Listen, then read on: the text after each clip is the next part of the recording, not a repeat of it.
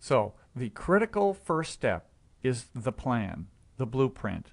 Now you can include your instructional objectives in that process of creating a blueprint. Now from the blueprint and knowing how many items we need, now we move on to test item to development. Now I want you to pay close attention to this very simple step.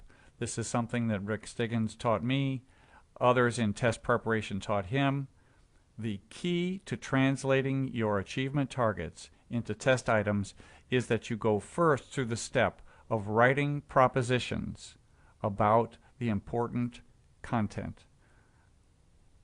A proposition is a clearly stated sentence that reflects important elements of content and the cognitive operations that students must carry out.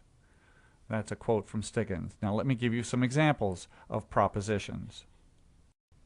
Now this is a deceptively simple yet important step which will save you time in the end. So the knowledge propositions which we look at in this case are focused on the causes of the Civil War, and that should then connect back to the table of specifications. We need to have these questions in order to fill in and match that table. So here's two propositions about the causes for the Civil War. A contributing cause of the Civil War was conflicting economic priorities of the industrial North and the agricultural South. Here's a second one. One major cause of the Civil War was the desire of the North to abolish slavery. These are simple declarative statements of knowledge about the Civil War. When we want to change the category and to engage students in transferring their knowledge to unique and novel situations, we need to write more complex kinds of propositions. For example, the 1864 battles of the Wilderness and Cold Harbor were similar in that both brought Generals Lee and Grant into direct confrontation and resulted in huge casualties on both sides. You can see that there's a great deal of information about generals, battles, and the results. Here's another one.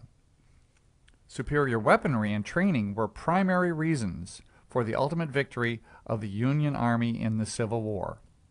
Again, this may not be exactly what you've covered in your instruction about the ultimate victory of the Union Army. Many would say it was the superior numbers and the industrial capacity of the North. And yet these are two other possible reasons for the ultimate victory of the Civil War. So again, think about the propositions that are the foundation for the items before you write the items. So here we are in the big picture. We're still working on test item development, and the three steps in test item development that we are going to talk about. One is using the table of specifications, which we did. Two is writing the propositions based on the achievement targets. We've done some discussion of that. Keep that in mind. Three is writing the test items themselves. That's all contained in step two.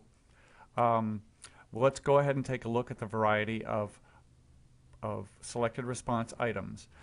The reason we're looking at all the items is because we're talking about learner assessment.